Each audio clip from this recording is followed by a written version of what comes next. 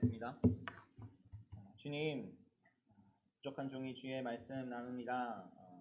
주께서 성령으로 함께 하시고 또한 말씀을 함께 듣는 성도님들과 주님께서 함께 하셔서 우리가 주의 음성 함께 듣게 하시고 또 우리에게 위로하시고 또한 능력 주시는 주님의 은혜가 있는 시간 되기를 간절히 소원합니다. 주님, 우리 가운데 역사하시옵소서. 주님, 그렇게 하실 것을 믿고 감사하며 예수 그리스도 이름으로 기도드립니다. 아멘. 여러분들 영화 좋아하십니까? 저는 영화 좋아하는 편인 것 같아요. 제가 좋아하는 영화 중에 그 반지의 제왕이라는 영화가 있습니다. 혹시 보신 분들 계세요? 그 J.R.R. 톨킨이라는 사람이 이제 쓴 소설을 가지고 만들어진 영화인데 굉장히 스케일이 크고 또 톨킨이 그 C.S. 루이스를 전도한 사람으로 알려져 있어요. 잘 보시면 이렇게 기독교적인 내용들이 많이 있습니다. 저런 영화를 보면 내가 저 영화의 등장인물이었으면 어땠을까라는 그런 생각을 하게 됩니다.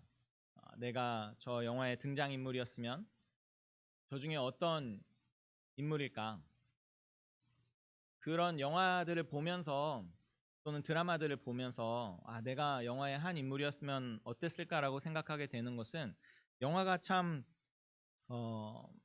재밌죠. 그리고 그 안에 들어있는 등장인물들은 다 잘생기고 다 이쁘고 그리고 그 삶에 있는 모험, 그것이 참 부러운 것 같아요. 우리의 삶은 매일같이 반복되는 것 같기도 하지만 저 웅장한 스케일의 모험을 내가 이렇게 해내고 또 거기서 이루는 그런 성취감. 근데 저도 이제 어리지 않은 거죠.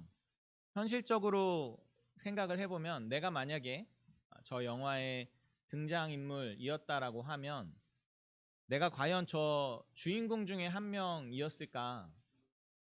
그런데 아니었을 것 같아요. 주인공이 뭐 10명, 20명 돼도 그 중에 한 명 내가 끼기는 좀 어려울 것 같고 이제 저 영화가 전쟁하는 내용이거든요. 막 엄청 많은 사람들이 서로 전쟁을 하는데 그나마 착한 편 쪽에 속해서 내가 그 군사 중에 한 명일 가능성이 좀 더 높지 않을까.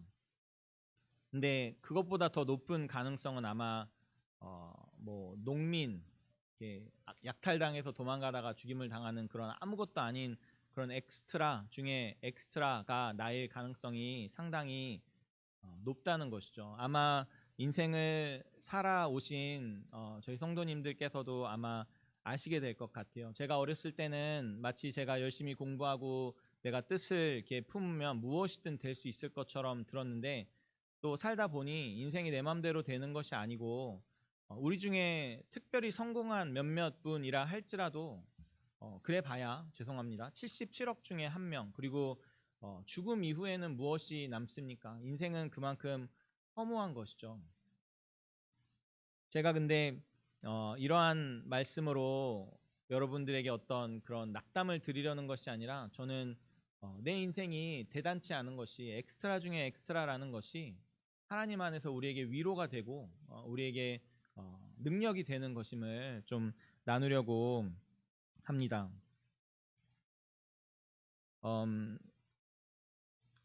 그 우리가 믿음으로 놀라운 일들을 이룬 사람들의 이야기를 많이 듣는데요. 저희 성도님들 중에는 이제 은퇴하신 분들도 많이 계신데 여전히 듣는 말씀에는 우리가 믿음으로 굉장한 일을 해야 합니다. 또 교회를 우리가 이렇게 또 함께 예배 드리다 보면은 우리 교회가 더 성장하고 더 이름난 그런 교회가 되기를 원하는데 그것이 우리에게 좀 힘들게 다가오시지는 않으세요? 내 능력 밖의 일인 것 같은데 우리 교회는 뭐 저런 교회처럼 될 것 같지는 않은데 나는 이제 더 이상 나이도 많이 들었고 몸도 안 좋아서 목사님이 아무리 도전하셔도 나는 믿음으로 뭐 그렇게까지 대단한 일을 할 수 있을 것 같지는 않은데 근데 저는 그 우리가 우리의 인생의 그 목적을 다시 한번 생각해 봤으면 좋겠습니다. 분명히 성경이 우리에게 이야기하는 것은 우리의 인생의 목적이 뭔가 대단한 것을 하는 것이 아니에요. 우리가 무슨 영웅이 되는 것이 아니고 우리 삶의 이 세상의 주인공이 되는 것이 아니죠. 성경을 잘 요약한 웨스트민스터 소유리 문답 첫 번째 문항에 보시면 사람의 제일 되는 목적이 무엇이냐? 하나님을 영화롭게 하는 것과 영원토록 그를 즐거워하는 것이라고 말씀하고 있습니다. 우리의 삶의 목적은 우리가 영웅이 되는 것이 아니고 하나님을 영화롭게 하고 하나님을 즐거워하는 것, 그 이상도 그 이하도 아니라는 것이죠. 우리의 인생은 애초에 우리의 영광을 위한 것이 아니고 우리가 영웅이 되기 위한 것이 아니고 그저 우리의 삶을 통해 하나님을 영화롭게 하고 그래서 그분이 우리를 사랑하시기에 그 영광 가운데 우리가 동참하게 되는 그 놀라운 비밀, 그것이 우리의 인생의 목적인 것입니다. 스스로 영웅이 되려고 하기보다는 우리가 스스로 낮춤으로써 하나님의 영광을 위해서 살아야 된다는 이야기인데요. 오늘 본문에 스스로 영광 받는 것에 집중하지 않고 하나님의 뜻을 이루고자 했던 한 사람이 있습니다. 그래서 하나님께서 그 사람을 높이셨는데요. 그 사람에 대해서 나누려고 합니다. 오늘 본문은 사사기 4장 말씀이고요. 여선지자 드보라와 이스라엘의 군대 장군 바락의 이야기입니다. 드보라는 사사기에 나오는 사사들 중에 가장 거룩한 사사들 중에 한 명이었어요. 그런데 오늘 본문의 초점은 이 여사사 드보라에게 있는 것이 아니라 바락이라고 하는 사람에게 있습니다. 여러분, 바락이 누군지 아시나요? 사실 이 바락이라는 사람의 이름은 조금은 생소한 편이에요. 그래서 제가 제목을 이제 발락, 발람, 바락 이렇게 지었어요. 그 비슷한 이름이 3개가 성경에 나오더라고요. 발락이라고 하면 누군가 하면 민수기에 나오는 모압 왕인데 발람이라고 하는 선지자를 돈으로 매수해서 이스라엘을 저주하게 하려고 했었던 그 모압 왕의 이름이 발락입니다. 방금 말씀드린 것처럼 발람은 말하는 나귀의 소유자였고 돈에 매수돼서 이스라엘을 저주하려고 갔다가 하나님께서 오히려 그로 인해서 이스라엘을 축복하게 하시는 그러한 일을 겪은 그러한 선지자이고요. 아마도 이 중에서 바락이라고 하는 사람이 인지도 면에서는 가장 떨어질 수도 있을 것 같아요. 그리고 이렇게 서로 이제 이야기 나누면서 성경에서 가장 좋아하는 인물이 누굽니까? 롤 모델로 삼는 인물이 누굽니까? 라고 했을 때 바락을 꼽는 사람은 아마 많지 않을 것입니다. 아마 없을 수도 있을 것 같아요. 오늘 제 설교의 작은 목적 중에 하나는 이 설교를 들으시고 난 이후에 나도 바락과 같은 사람이 되고 싶다라고 생각하시게 되는 것입니다. 여러분들이 잘 아시다시피 사사기에는 같은 일들이 여러 번 반복되죠. 이스라엘이 하나님 목전에 죄를 범하고 그러면은 하나님께서 그 이방에 있는 백성들을 통해서 이스라엘을 힘들게 하시고 그러면 이들이 회개하고 하나님께 죄를 고백하고 나오면 하나님이 사사를 사용하셔서 그들을 구원하시는 내용이 계속해서 반복됩니다. 마치 우리의 죄성을 보여주는 것과 같은데요. 4장의 내용도 마찬가지입니다. 오늘 본문 1절에서 3절까지 보시면 에훗이 죽으니 이스라엘 자손이 또 여호와의 목전에 악을 행하매 여호와께서 하솔에서 통치하는 가나안 왕 야빈의 손에 그들을 파셨으니 그의 군대 장관은 하롯의 탁고임에 거주하는 시스라요. 야빈 왕은 철병거 900대가 있어 20년 동안 이스라엘 자손을 심히 학대했으므로 이스라엘 자손이 여호와께 부르짖었더라. 사사 에훗이 죽고 난 이후에 다시 한번 이스라엘이 여호와 앞에 범죄하였고 그래서 하나님께서 가나안 왕 야빈의 손에 이스라엘을 붙이신 거예요. 근데 이 가나안 왕 야빈은 철병거가 900대가 있었다라고 하고요. 그래서 20년 동안 이스라엘을 괴롭혔다라고 기록합니다. 이 사사기가 기록되고 있었던 그 시대가 철기 시대 초반이었기 때문에 이 당시에 철병거 900대를 가지고 있었다라는 것은 압도적인 무력을 상징하는 것이죠. 최신의 그리고 최강의 900대. 그래서 이스라엘이 이 가나안을 향해서 대적하지 못했었던 것은 너무나 당연한 일이었습니다. 그런 그 어려움 가운데 이스라엘이 하나님께 울부짖자 하나님께서 사사 드보라를 세우셔서 그래서 이스라엘을 구원하시게 되는데요. 6절과 7절 말씀 다시 보시면 드보라가 사람을 보내어 아비노함의 아들 바락을 납달리 게데스에서 불러다가 그에게 이르되 이스라엘 하나님 여호와께서 이같이 명령하지 아니하셨느냐 너는 납달리 자손과 스불론 자손 10,000명을 거느리고 다볼산으로 가라. 내가 야빈의 군대 장관 시스라와 그의 병거들과 그의 무리를 기송강으로 이끌어 내게 이르게 하고 그를 내 손에 넘겨주리라 하셨느니라. 사사 드보라가 이 이스라엘 군대 장군 바락을 부른 거예요. 그래서 바락을 불러서 바락, 하나님께서 내게 말씀하셨습니다. 하나님께서 지금 이스라엘을 구원하실 때가 되었으니 당신은 이스라엘의 장관으로서 이 스불론과 납달리 사람 10,000명을 이끌고 가서 저 가나안 군대와 싸우십시오. 하나님의 부르심이 이 바락에게 임한 거예요. 그럴 때 바락이 8절에 이렇게 대답합니다. 바락이 그에게 이르되 만일 당신이 나와 함께 가면 내가 가려니와 만일 당신이 나와 함께 가지 아니하면 나도 가지 아니하겠노라 하니. 뭐라고 하고 있는 거죠? 당시 여인들은 전쟁에 참여하지 않았습니다. 그래서 이 군대 장관으로서 이 한 여인이 자기와 함께 가면 내가 가겠지만 당신이 나와 함께 가지 않으면 내가 가지 않겠습니다 라고 하는 이 얘기는 참 부끄러운 얘기인 것 같아요. 드보라, 당신이 가면 내가 가는데 당신이 안 가면 나는 못 갑니다. 나는 못 가요 라고 하는 그래서 드보라가 바락에게 말한 것이 9절에 이르되 내가 반드시 너와 함께 가리라.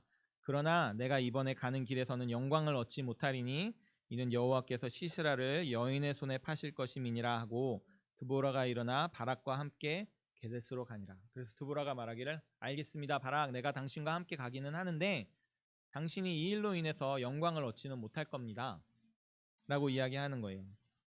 결국 4장 후반절에 보시면 가나안 장군 시스라가 야엘이라고 하는 여인의 손에 죽임을 당합니다. 전쟁을 하게 되면 그 적장의 수급을 얻는 것이 가장 영광스러운 일인데 바락은 이 일로 인해서 그 적장의 목을 따지 못하고 그것을 한낱 여인의 그 손에 이렇게 빼앗기게 되는 것이죠. 그래서 보통 사람들이 바락을 알고 계신다라고 하면 겁쟁이로 알고 계실 가능성이 많을 것 같아요. 그 드보라한테 당신이 가면 내가 가지만 당신이 안 가면 나는 안 갑니다 라고 했었던 그 이스라엘의 군대 장군으로, 우리가 하나님께서 우리를 부르실 때 이렇게 이야기하는 사람이 되고 싶지는 않잖아요. 하나님이 경태가 너 저기 가서 내가 원하는 이 일을 행하라 그랬을 때 하나님 저는 못합니다. 이렇게 하시면 제가 하는데 저는 못해요. 이런 게 아니라 알겠습니다. 주님, 아멘. 주님께서 부르시니 내가 믿음으로 담대하게 나아가겠습니다. 그런 믿음을 가진 저희가 되기를 원하는데 그래서 영광을 빼앗긴 이 바락의 모습을 보면서 우리는 바락처럼 겁쟁이가 되지 말고 믿음으로 하나님께서 부르실 때 믿음으로 순종하십시다 라고 하는 설교를 하게 되면 그것은 잘못된 설교가 될 것입니다. 왜냐하면 놀라운 것이 히브리서 11장에 바락의 이름이 기록이 되어 있거든요. 잘 아시는 믿음장이라고 불리는 히브리서 11장에 바락의 이름이 기록되어 있습니다. 제가 성경을 읽다가 왜 히브리서 11장에 바락이 있을까라는 질문에서 오늘 설교를 준비하게 되었는데요. 11장 32절과 33절에 보시면요. 내가 무슨 말을 더하리요? 기드온, 바락, 삼손, 입다, 다윗 및 사무엘과 선지자들의 일을 말하려면 내게 시간이 부족하리로다. 그들은 믿음으로 나라들을 이기기도 하며 의를 행하기도 하며 약속을 받기도 하며 사자들의 입을 막기도 하며. 바락을 이야기하면서 기드온, 삼손, 다윗 그리고 사무엘의 반열에 올리며 믿음으로 나라들을 이긴 자라고 기록합니다. 더 놀라운 것은 사사 드보라, 그 가장 거룩했었던 사사 드보라의 이름이 히브리서에 없고 바락의 이름이 기록되어 있는 것입니다. 그러면 무엇이 우리가 보기엔 겁쟁이였었던 바락을 히브리서 11장의 믿음의 그 반열에 올리게 했을까요?